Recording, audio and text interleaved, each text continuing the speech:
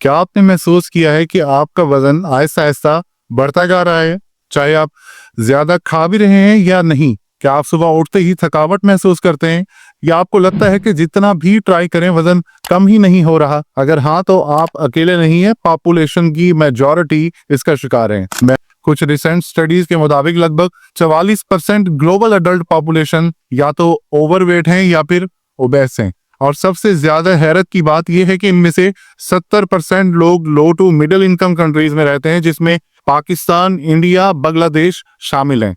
Overweight होने का असर सिर्फ हमारी फिजिकल हेल्थ पर नहीं होता, बल्कि हमारी मेंटल वेल बीइंग भी इससे बहुत ज्यादा मुतासिर होती है। ये यूजुअली एंजाइटी, टेंशन और डिप्रेशन का सबब भी बन सकता है। आज मैं आपके साथ एक सिंपल और पावरफुल सुबह के ड्रिंक शेयर करने जा रहा हूँ, जो आपकी वेट लॉस जर्नी को स्टार्ट करने में मदद करेगा, या अगर आप पहले से एफर्ट कर रहे हैं तो उसे और बेहतर बनाएगा।